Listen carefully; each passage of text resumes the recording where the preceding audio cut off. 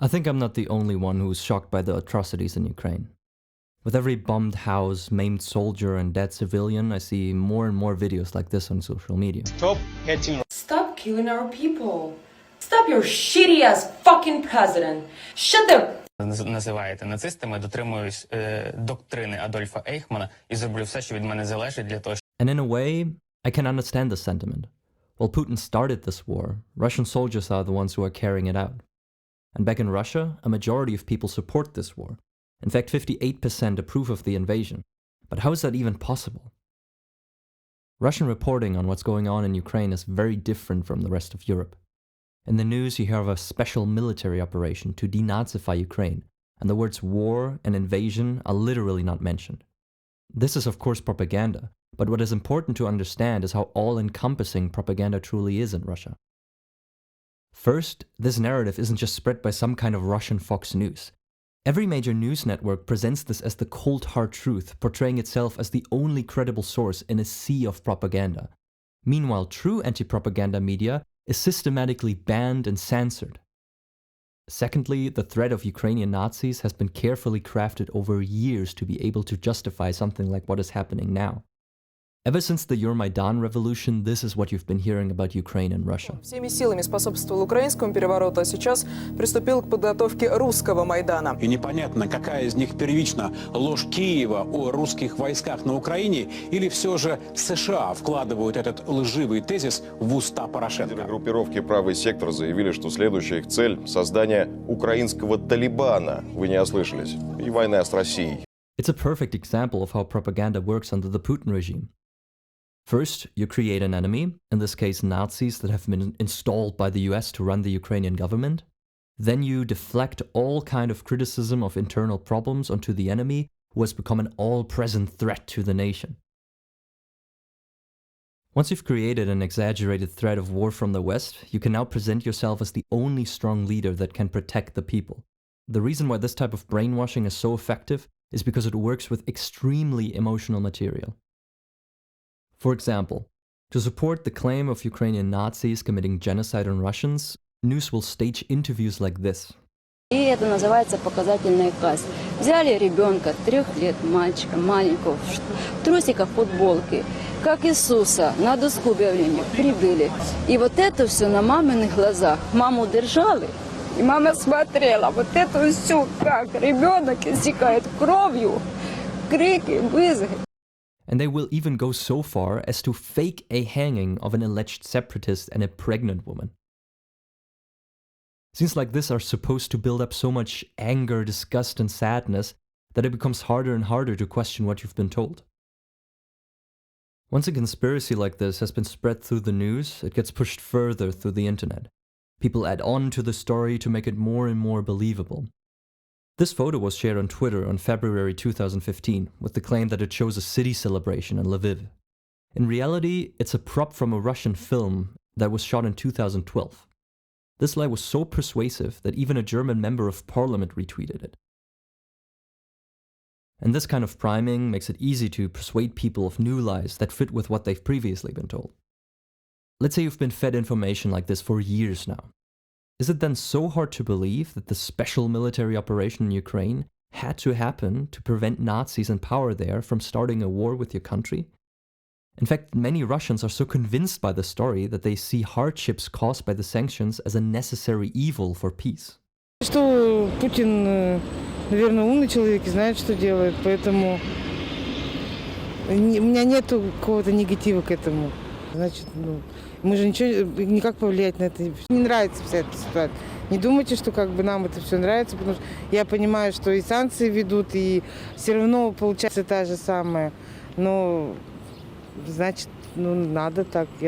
Вот тут у меня только мое мнение такое, что значит. With all this in mind, it's not as simple as saying that they should just open their eyes to what is happening, because not only is other information not readily available, it is also brand-marked as untrustworthy.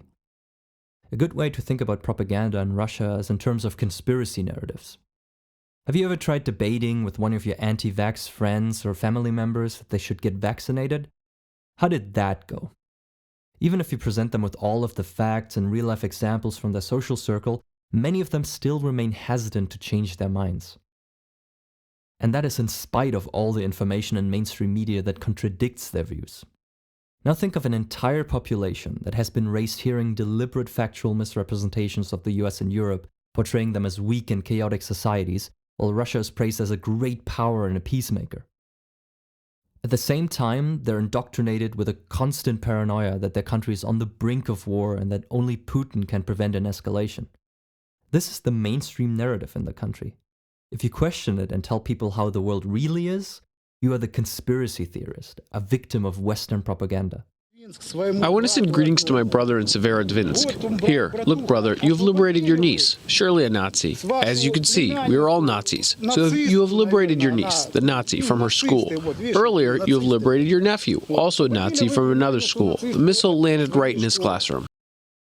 This kind of ostracism is part of the reason why a social environment can be a big factor in believing in propaganda. This doesn't even have to be a conscious fear of being excluded from a peer group. Through social comparison and reflective appraisals, we unconsciously check for what other people think and how they react to us to assess our own views and behaviors. This means that becoming a part of a social circle continuously reinforces certain information. As with conspiracy believers, once you have a consolidated worldview, you don't look for anything that contradicts it, and if you come across something that does, you discredit it. For example, although the government heavily restricts the internet, it is possible to get access to outside news coverage with a VPN. But apart from the fact that you have to know what a VPN is, why would you do that if you already know how the world works? Most people would also not actively seek out anti-vaccine propaganda to find out the truth about vaccines. For those that have escaped the programming, this can put a serious strain on their relationships to friends and family. Sadly, a common experience of Ukrainians with parents in Russia is that even they can convince them of what is really happening in Ukraine.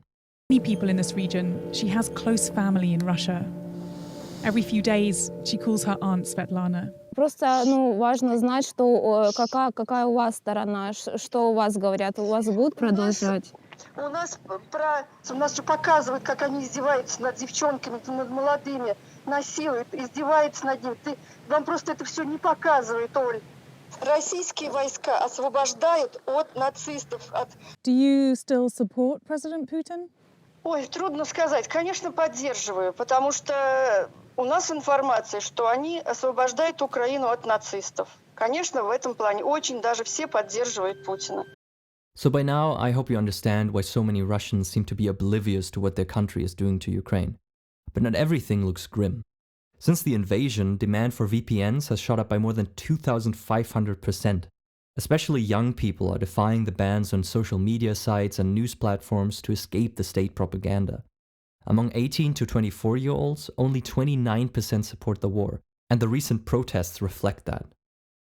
With regard to older people, websites like Dad Believe Me try to teach Ukrainians how to speak to their Russian relatives about the invasion.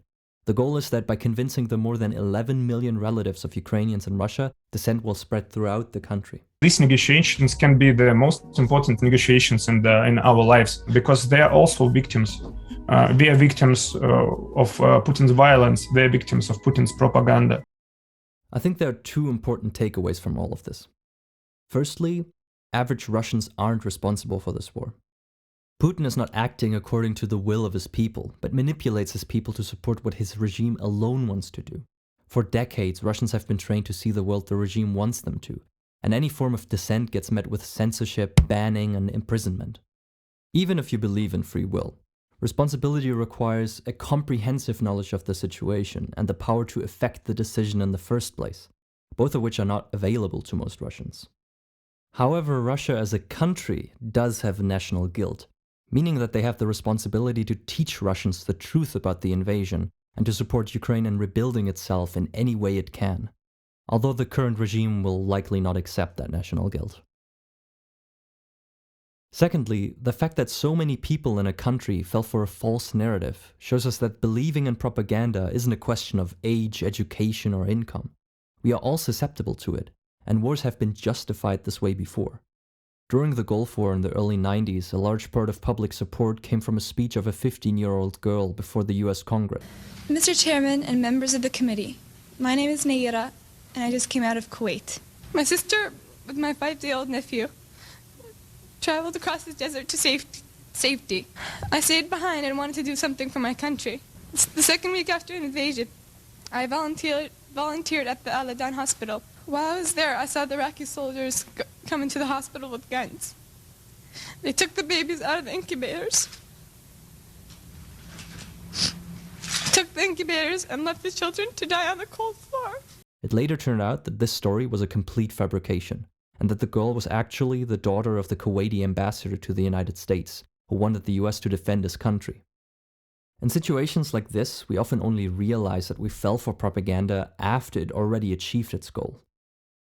But just being aware of that can already help us to think more critically about these issues. Read, watch, and listen to more than one source before forming an opinion, and don't just rely on a single YouTube channel for all of your information, so you don't end up writing comments like this. Okay, I hope you liked the video. Tell me in the comments what you think about this situation. If you agree with me, if you disagree, I would love to see what you think about this. Yeah, you can also subscribe if you want to see the next video, and I hope I'll see you there.